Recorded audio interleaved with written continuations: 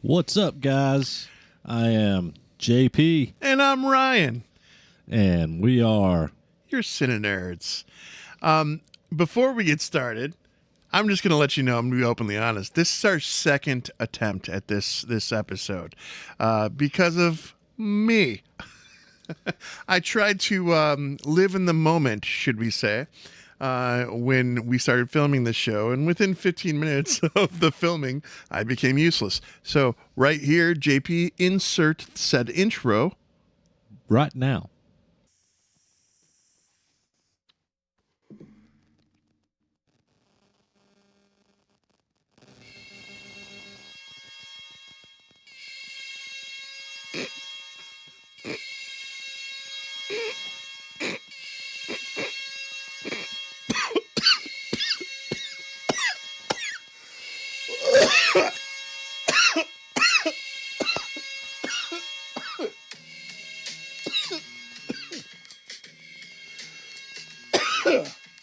I might have died there. I'm not sure what happened. Oh. Oh. Yeah, I'm dying. Okay. You get the point. But yeah, so needless to say, I had a little adventure. I slowed down in my speech, my responses. I became half-baked. I spent the entire episode trying to get him to talk. So, And I chose the movie. yeah, and it was the movie he chose, and I was just like, he messaged me after like the next day, wasn't it? Yeah, next morning, I'm yeah. like, we should probably scrap that. He's like, watch that and let me know if it's salvageable. And I'm like, I'm going to go ahead and tell you, the episode was only 20 minutes long, and it was 20 minutes of me trying to get you to talk. The episode's not usable, so that is why the half-baked episode that was supposed to come out a few weeks ago got pushed back. And if nothing else, we have a lot of good B-reel for it. So we'll have we should probably do a bloopers thing at some point down the road. So we'll keep that for some later. Yeah, I'll have to make fun. sure I save the backup of that video too. Yeah, To keep for B-roll. Because there was points where he was asking questions to me, and I was just like one-word answers, and then I was like, looked at him like, "Yep, sure, I don't know, I don't know." It would be like a 20-second pause and be like, "Yeah," and that would be it. Oh boy. Well, without further ado, we'll get into half baked. But before we do, usually we throw this on the back end, but I wanted to get ahead of it and start trying to talk to you guys about this on the intro. If you guys wouldn't mind, all artists depend on word of mouth, no matter what field you're in of art. So if you guys wouldn't mind, if you like what we're doing, you like what you're hearing, and you like the movies like we do, just do us a favor and share. Share everything you can, write a review, just get the word of mouth out there. It helps us continue to do this, continue to grow, and hopefully we can keep doing this for years to come. Yeah, and please go to CineNerdsPodcast.com, where all of our new episodes are right there. You can get to all of our links, our shop. You can order merchandise, as well as written reviews, which I have been doing, and Ryan has not yet. But embarrassingly, I have not. JP has a steady influx in there. By the way, I think so. Last episode when we tried to record this, JP was trying to show me how to upload said reviews. I figure I have to show him again. Yeah, we're gonna have to revisit. So that being said, though, if you go to our .com, the CineNerdsPodcast.com, there is a email subscription area to where you can subscribe to the website. Now, what that does is anytime we do a written review, or I can actually send out like weekly newsletters, you can get those. Anytime a written review's up, it will come straight to your email. So please, you can subscribe there as well as the Facebook and Apple Podcasts, as YouTube, all of it. And the cool thing now that we're doing the written reviews with the website is that we a lot of people give us a lot of great suggestions, and we aren't able to get to all of them. So we have to pick and choose where we go and what we do. With this feature now, if you guys are giving us suggestions, we're more inclined. Maybe it's not an episode that we do with the podcast, but if we just do the review in there, at least you guys will know we're trying to get through these as you guys suggest them. So, and that's kind of what I'm doing right now. I just watched painfully watched all the Children of the Corn films. But you like part 3, I saw. No, part 3 was one of the weaker ones. Part 4. Oh, part is 4. part 4. Okay. So I just rewatched all of the Children of the Corns. Now, mind you, there's fucking 11 of them. Jesus Christ. 11 Children of the Corns. That's right. He's trying to get me to rewatch all of the Leprechaun movies. Those are worth rewatches. I'm going to tell you. Are they? I painfully rewatched all the Children of the Corns because I knew I could not put that through Ryan. And I would have done it. we still can do it. We can still do it later on down the road. It might be something in the near future. But I have painfully watched these. So I am writing those reviews now, and I'm not doing them all at once. I'm kind of spreading them out to release on our website. But you can check out my reviews of the Children of the Corns as I'm putting them out every few days. And let me tell you, I've got some bad ones I'm getting ready to put out. Like the ones I have released have been pretty good. The ones I'm getting ready to start writing, these films are so awful. They are awful. Dude, I just found some movies that I'm excited to throw into the review mix. So I won't even go further. Let's get back into Half Baked here. Half Baked. Oh boy, 1998 gem. Is that what it is? Yeah. Well, so so we discussed this before I melted. We discussed this. Do you remember what you rated this at? I know it was low. I know it was like 2.5, 3 in that ballpark because I still feel the same way. I'm not gonna lie. So this one is obviously a rewatch. Most of us saw this in our youth, and I'm gonna quote Dave Chappelle on this one. Dave Chappelle had 2 versions of the script, and when he did the script, they weren't necessarily happy with the original way that it came out. And by the time the film studio was done with it, he referred to it as a weed movie for kids. So basically a lot of the things that he had put in there to make it a Chappelle fashion movie got downplayed, and we got the PG version that we got. So at that time, when you're in my instance, I was a little kid in high school coming out of school and watching this movie, I thought it was the funniest thing in the world. I thought it was unbelievable. And I was like, this movie's comedic gold. It's the best thing ever. In retrospect, watching it, 40 years later, 20 years, I just really aged myself. God damn it. Anyways, 20 years later, did not hold up that well. It has its moments still, and it's not bad, but it's just not what it was in my eyes. Yeah. And for me, this film, it was the same for me. Like when it came out, and it was 98, right? That's what you said. Mm-hmm. And I have it right here. I could have scrolled up and looked, but I fucking loved this film when it came out in 98. Like, because I love Harlan Williams. I think Harlan Williams is so fucking amazing, and I'm a huge fan of his film Rocket Man. Like, I love fucking Rocket Man, and this movie, I laughed my ass off when it came out, and I watched this a lot, and had not really watched this movie in years and years, and just because this wasn't really a go-to movie, even though I really loved it back then. Man, it does not hold up. No, but there are some moments that I forgot about completely and was dying laughing still. Even though it didn't hold up to what it did, I forgot about the whole reason that Kenny goes to jail. And that was feeding an officer. He gets sent on the Munchies run, comes out with all the Munchies. We're talking pizza, chips, Doritos, chocolate, you name it.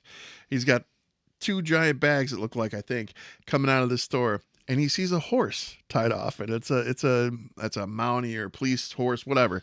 It's like a New York City horse riding Canadians. Officer. I just brought Canadians into the mix. Anyways, Canada. Yeah, so police horse, and he feeds he thinks he's doing a great thing to this horse by giving it snacks and giving it treats. The horse falls over and dies. And there's a police officer running up. What'd you do? And he's like crying. And he goes, I just fed it food. He's diabetic. I was laughing so hard. I was crying, and I was laughing into a pillow because my family's upstairs sleeping and I didn't want to bother them. I forgot about that. And it was horrible. But the whole premise that spirals from there, the whole core of the movie, it's good. It's just the way that it gets delivered is very... Well, the thing is that scene and every scene that Harlan Williams is in in this film is amazing. Like, this dude is just legit. He's a funny fucking guy. And the whole scene with him feeding that fucking horse It's it's the best. It's I don't know if it's the best scene in the movie, but it's definitely one of the I best laughed scenes. harder than any other part of the movie. At Some of the stuff with Harlan Williams, like I think my favorite scene. Now that one's up there, but I think my favorite scene is him singing in the shower. And the soap bar just goes in slow motion. Like, that's what I felt that moment. It's like slowly going through the air, and all their eyes are widening. Like, oh, I love the soap scene, and then him bending over, and all of a sudden another set of legs walking up behind him, and then comes up Bruce Lee version of freaking Tommy Chong. Like, I was like, Tommy Chong is like a badass in this movie. This is a totally different version of him, which is funny because Jim Breuer's character is more Tommy Chong than Tommy Chong is in this movie. Yeah. Tommy Chong's cool to bring up too because his daughter, which we discussed, was in one of the movies we've done before, yeah. Soul Man, Ray Don Chong, and I just like saying that fast because it's funny. So Ray Don Chong, Ray Don Chong. Anyways, I found way more humor in that than anyone apparently.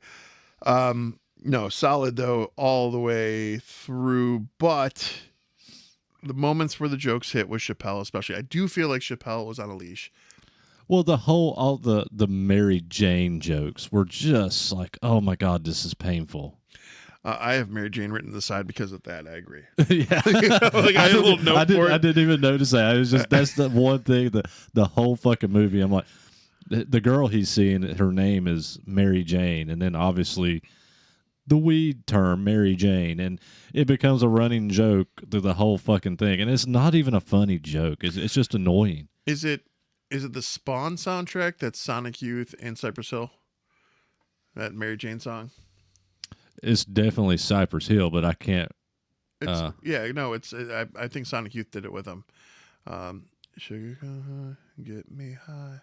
I'm sorry, I'm just trying to remember it. But anyways, really, every time I hear it, I think of the Mary Jane thing. Every time I heard the name. By the way, that's something I'm going to push, and you guys are going to have to deal with at some point. I want to do a soundtracks episode. I think we've talked about that, and I've talked about a musical, but I don't know about that one. Yeah, I'm gonna say you on the musical one. The wife and I literally get into this anytime she puts anything on its musical, even if it's a series. I will skip that episode. I will go away from it. I can't do musicals. I've got to say, and I still haven't finished it. And I was doing this a while back. I was doing the Riverdale series because I had never watched Riverdale, and they always have a musical episode every season. Every season. Some of those musicals were fucking painful. But the Heathers musical episode on Riverdale. Was that the one they did Mad World? I believe it. I think it was. When I have the Riverdale version of Mad World in my fucking playlist because it's so good. The whole musical episode is them doing a theater production of the film Heathers. And it's a musical about Heathers, and it's so fucking good. Not to get too far off from Half Baked, but I will talk about Riverdale for a second because Riverdale, I completely loved that show. I love that it was tied into the chilling misadventures of Sabrina. Just adventures. The chilling adventures of Sabrina. Yeah. So I love that those two were connected, and I loved how beautifully they in Riverdale they paid respects to Matthew Perry's passing. Not Matthew Perry, Luke Perry. Different Perry. We've lost too many Perrys. It was done so well. And Shannon Daughtry, who was, she was on that episode, and it was even more heart wrenching because of that. So it's good stuff. But anyways, back to Half Baked. So Mary Jane, I didn't like the Mary Jane stuff, but I don't know, man. I mean, this whole film is just juvenile. It's juvenile comedy, and it just isn't. It's not Chappelle at his best, and I don't know. No, it's not Chappelle at his best. Completely agree. But it's not bad. It's just like you said. It's not where I am maturity wise now by any means. It's definitely a kid element. It is a weed movie for kids, as said. Now, let's talk about the guest cameos. So there are a lot of amazing cameos in this movie. Um, Snoop Dogg, Willie Nelson, Tracy Morgan, Stephen Baldwin, Jon Stewart. Bob Saget. Well, I was getting there. Hold on. So here's the funny thing about the Bob Saget bit. Bob Saget is referred to as what the hell is he referred to as? He's not. His name is not in the credits. He is referred to as something else. I think it just says addict, cocaine addict, or something like that. But they don't say his name in the credits anywhere. Really? Yeah, and I was very thrown back by that. But I don't know if it's because after his passing, his family didn't want that association. I don't know why that happened, but he definitely. Bob Saget, Danny Tanner, whatever you want to call him. He, not I, he used to suck dick for coke. Now that's an addiction. You ever suck dick for marijuana? And that's because Dave Chappelle, in a promise moment to Mary Jane, he goes to a addiction counseling thing, if you will. He gets up on stage and he's starting to tell how he's addicted to marijuana. It's like a Narcotics Anonymous. These people turn on him so bad. You don't know what addiction is. Marijuana, that's what you're here for? Like reading him the riot act, and Dave Chappelle stands up, and that's his claim to fame in that movie. Or not Dave Chappelle, Bob Saget stands up, and that is literally one of the best lines in the movie too. That's up there. That's top 5 moments for me. And I loved Jon Stewart's cameo in this. But even back then, I was a massive Jon Stewart fan. I vaguely remember you talking about this last time. Yeah, I loved the Jon Stewart show. I know a lot of people don't remember that, but he had a late night talk show called the Jon Stewart Show. He actually brought on like a lot of fucking rock and metal and hardcore bands and punk rock bands and stuff on his. He was doing it show. before Kimmel thought he was cool. Yeah, like he brought Marilyn Manson out on his show. Like, and his talk show was fun. I watched it every night. So I was a big Jon Stewart fan. So to see him make the jump from late night talk show to a little stand up comedy to this little skit and Half Baked, I even back then I loved it. Jon Stewart in my life has grown into a very, very respectable individual because he's real. He's funny as hell. He goes and fights the good fights for the right people. Like he fought for all the first responders from 9/11 to get them all covered and taken care of through the health because a lot of them had the health issues and were dropping left or right from cancer issues. He went and he fought for them. He he came back to the Daily Show, which is only doing Monday nights, but he just always has this middle ground, logical approach at everything that's going on in the world right now. And I'm here for it because it's so, like, everything's so fucked up right now. And, we just got through the inauguration and all those types of things. And I'm not going into politics, but Jon Stewart brings that balance and that calm to my mind because he lets me know I'm not crazy for the things I think. Yeah, no, he's great. I actually stopped watching The Daily Show when he left because I just did not enjoy it without Jon Stewart. But now that he came back, I've been randomly watching. I watch his episodes, but then I can't remember his name for the life of me, but there is and I'm generalizing because I don't know specifically which nation he's from, but he is an Asian guy. He's got a scar on his right eye, and that dude's awesome. He is so fun. He's right up there too. Yeah. And since I've started watching again, since he's came back, I've watched some of the other one, and I've found enjoyment again with The Daily Show. I did not like it after he left, when we had that Trevor Noah dude, that was awful. I didn't like Trevor Noah at all, and I didn't like the other guy. Was it Steve Colbert that took it over for a while? I wasn't a big fan of Steve Colbert's. Steve is a little too dry. I don't dislike him, but he's a little too dry for me. Trevor, I didn't dislike either, but I didn't feel that was the right platform for him. Yeah, like he needed a different show with a more serious underlying tone because that seemed to be what he wanted more than comedy. Yeah. So Jon Stewart was a good part for sure. The Willie Nelson one, that cameo got me pretty good because the Willie Nelson portion is basically like him doing the back in my day type scenario where he's like just telling him how it used to be and how much weed used to cost and all these things. But I think like the Willie Nelson cameo is great, but I just think that Willie did it better in Dukes of Hazzard. fair? He essentially was playing the same kind of character, kind of, and it. I do want to talk about Snoop Dogg too, of course, because it's Half Baked and I feel obligated. So funny little story about Snoop Dogg. So, and I think I remember telling this story too last time. And so Snoop Dogg, just a little bit, even though the movie's called Half Baked, there was no actual pot on set and no one smoked pot, except, go figure, Snoop Dogg. So the scene with Snoop Dogg where he's sitting on the steps, he's actually hitting the joint over and over again. And the funny thing is that everyone was freaking out thinking he was going to get kicked off the set, and the security guards started moving in when this moment happened.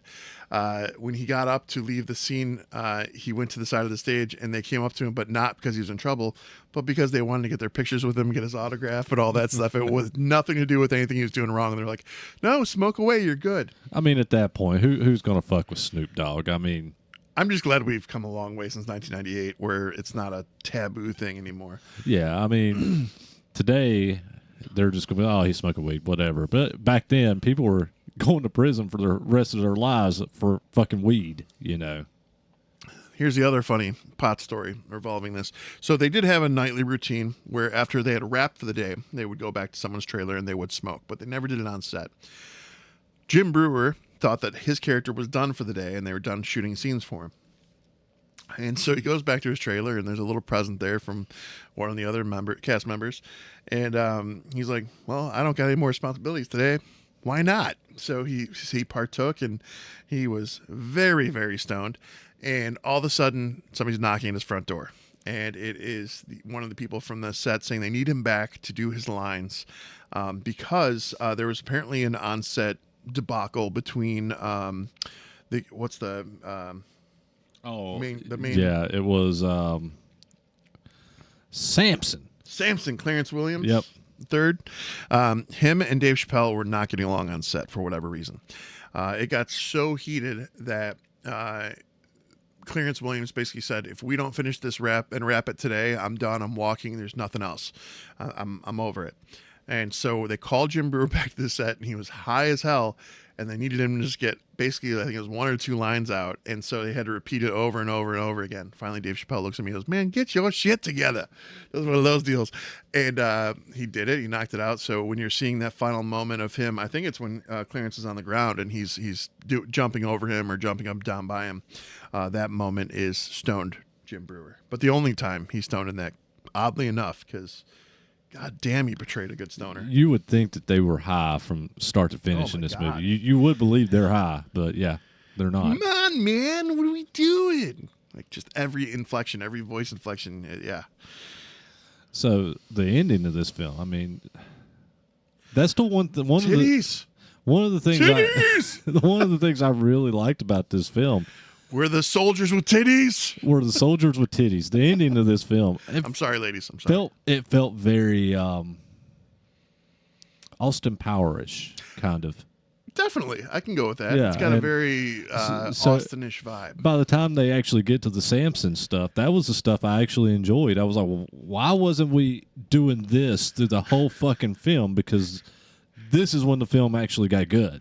Dave Chappelle pretending he's a Jamaican that was a little rough. I didn't know that was going to go that way. It was kind of funny. But now that you said that, now all I can think of is while the women soldiers with boobs popping out everywhere are running around and the fight scenes are happening. They're fembots. But fembots, but I'm thinking like Mini-Me was somewhere in that room in the corner with his pinky in his mouth going, yeah, because it was quite an adventure.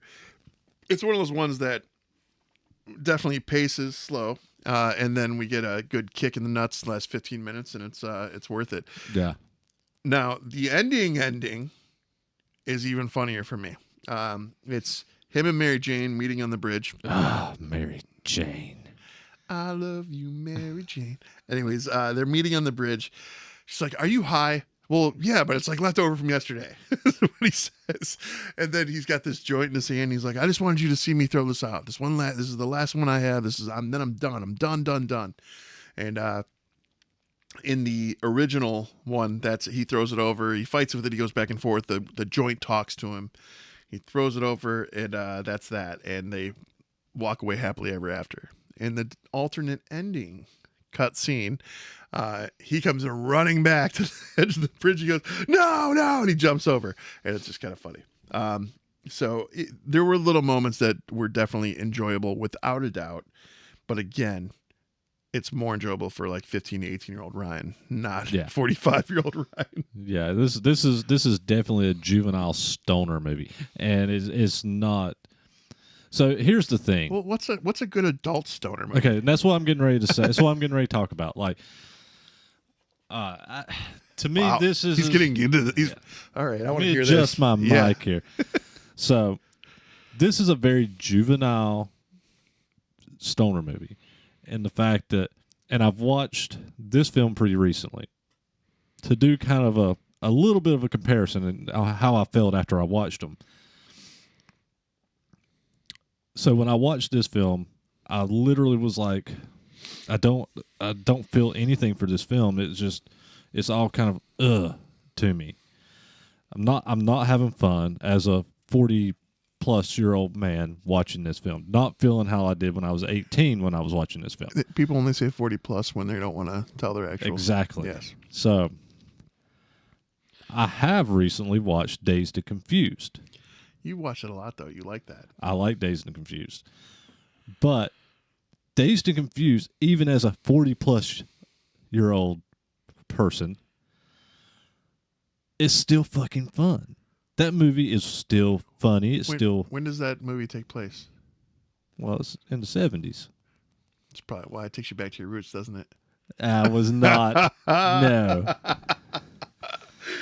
He's like, that's when I was, I was just really exploring my early teens. I'm really aging him here. I was in my teens when, for the people who would enjoy Half Baked.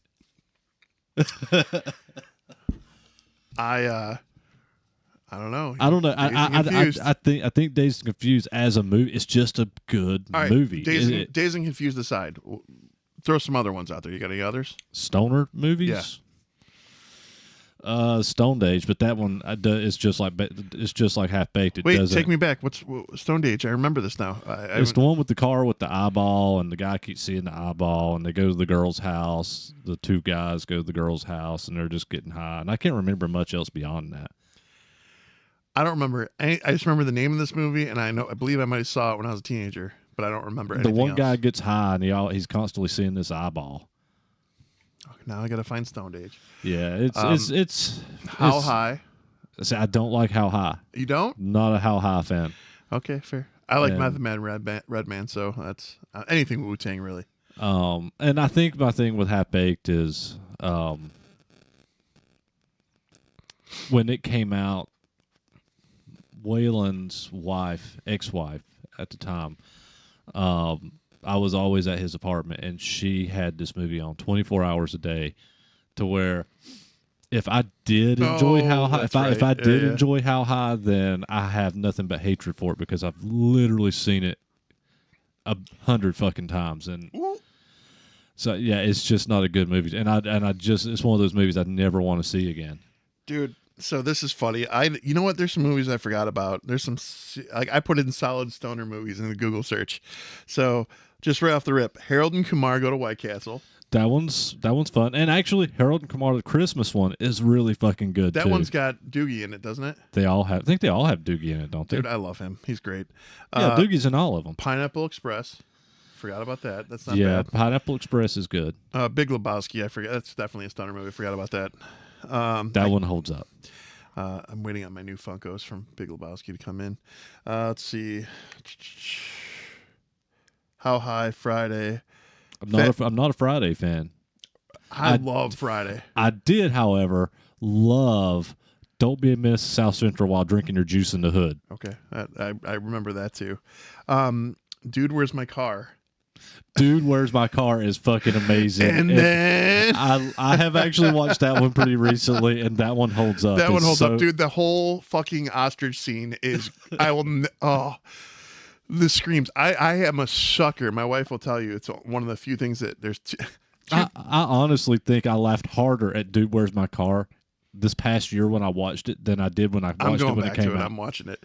But there are two things that will lure me into a movie. I'm a sap. My wife knows if I have a tear in my eye, because if it's anything related to kids and their father, I get something happening. There's a little waterworks happening here, right? There's that, or if anyone does like a sick, it's like I can't explain it. It's like if it's a sick desperation scream, high pitched, I lose my shit laughter. Like definitively, Home Alone when he is one of the best ones with the spider scene. But yeah, no, that ostrich scene took me there for sure.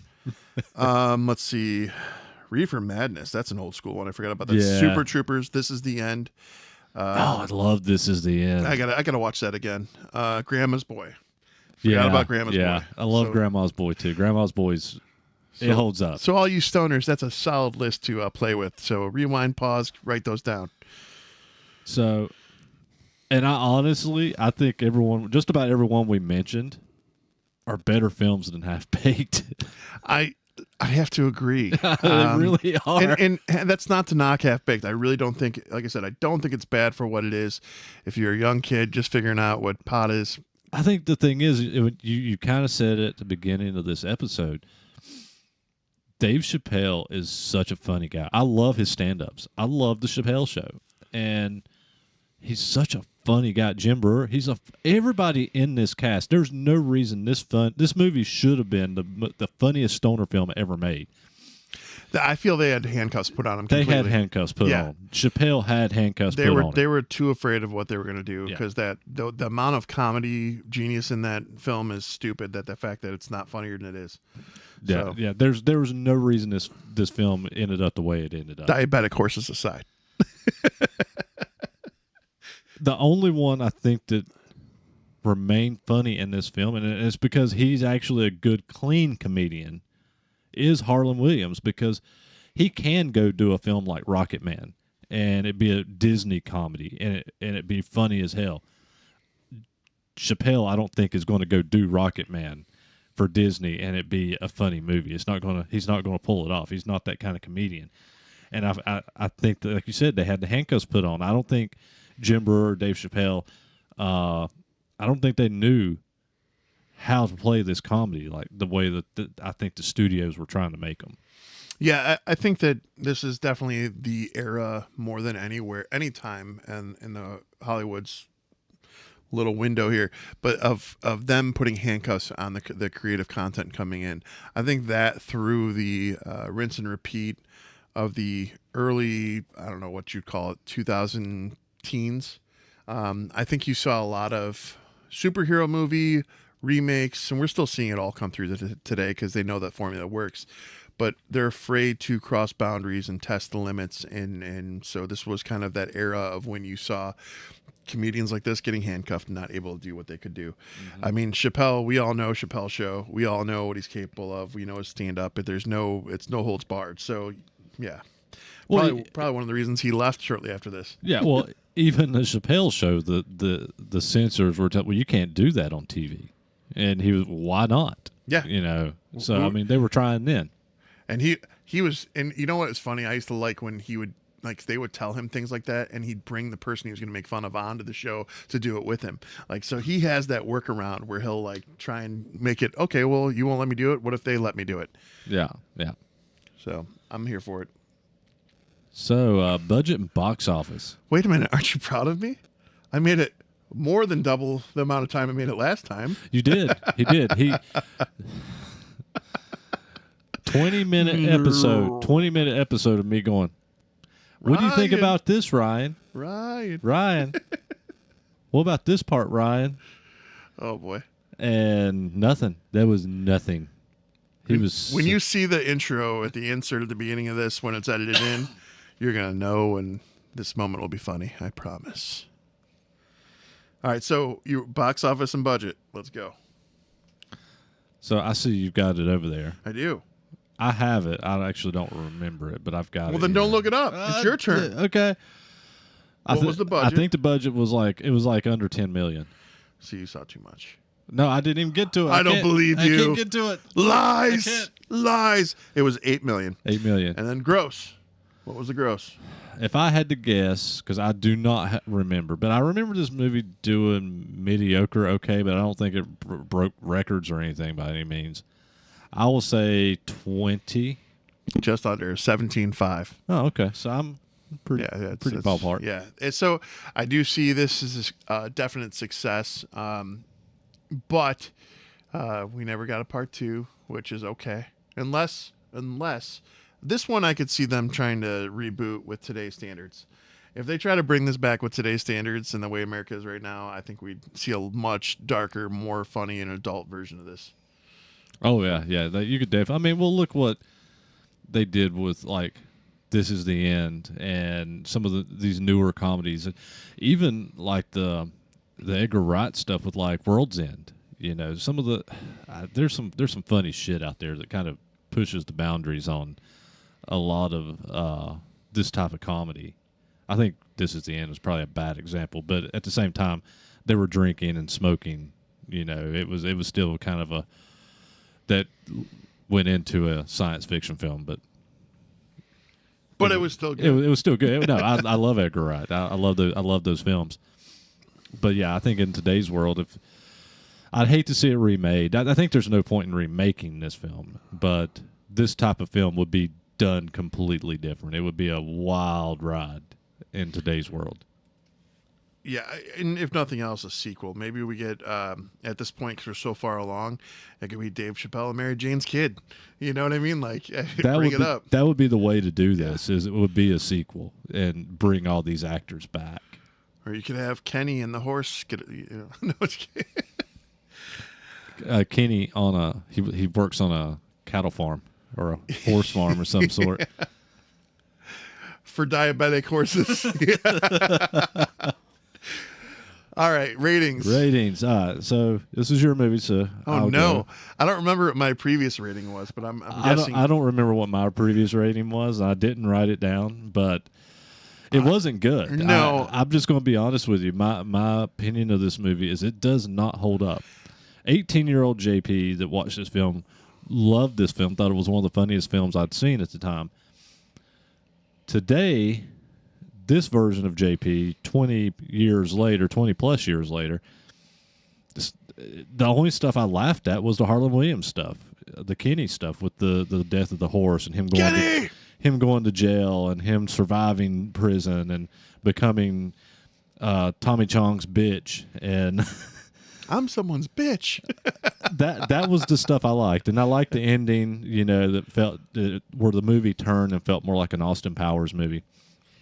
But beyond that, I mean, this movie was boring. Oh my god, it was boring. The pacing was horrible. I don't think it was boring. I just don't think it was as funny as I thought it was when I was younger. If it had got to the Samson stuff a lot quicker, this film would have been so much better. And it took forever to get to the Samson stuff. There was definitely some things that could have changed. But I think if I remember correctly, your rating last time was a 2.5. Mine was a 3.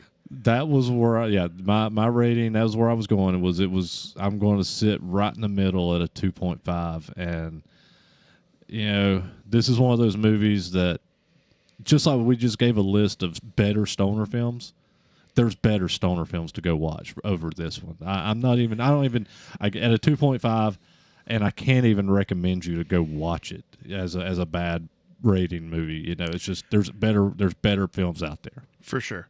And since I'm not melting and I'm not my previous Ryan self version of myself from the deleted episode, I'm gonna actually bring it down here. And usually JP and I are in same range together, but I'm right there with you. 2.5 is where I'm sticking. 2.5 nerds from me as well. It just didn't hold up. It's just not there. But it's got its place in my life for that part of my childhood. But that's it. Yeah. Recommendations. You have any recommendations? Fuck yeah, I do. Oh, I've got a lot. So we're filming like 3 or 4 episodes tonight. So I'm going to have recommendations on all these episodes because I've watched so much shit. I got one movie I'm going to go with, and I haven't watched the sequel to it yet, but it's lined up to be watched ASAP because the first one was so fucking good. It's on Prime. I believe it might be Paramount Plus now. I don't remember which, but Becky. I had not seen the movie Becky. Oh, Becky's great, and the second one is really good. I haven't seen Wrath of Becky yet. It's in my queue. I want to watch it. But Becky was so surprisingly amazing. Like I was as the movie progressed, the pacing was not bad. As the movie progressed, it took the right course, the right pace, violence, action. There's a scene where the antagonist, what's his name? He's I can't Mall remember. Cop. Yeah, I can't remember. Paul Blart, Mall Cop guy. Yes, James. Kevin James. Kevin James. There it is. There's a part where Becky fucks up his eye pretty good, and his eye is hanging out of its socket, and he cuts it off with a knife. And I was like, whoa! Like it was good. It was solid. So that's my recommendation. If you haven't seen Becky, you want a good action with a young female protagonist, go for it. So I've got a TV recommendation and a film recommendation. I'm going to go with a comedy since this was a comedy film that we reviewed. So the movie I watched, actually, I'm not sure if it just came out or when it came out, but I just watched it, and I know it came out in 2024, I believe. Unfrosted. Did you see this? No. This is on. This is a Netflix original, and I think it was directed and maybe written by, but stars Seinfeld, Jerry Seinfeld, and the cast is amazing. Like it's a very comedic cast, and it's about Post and not General Mills. Is it General Mills? The cereal companies.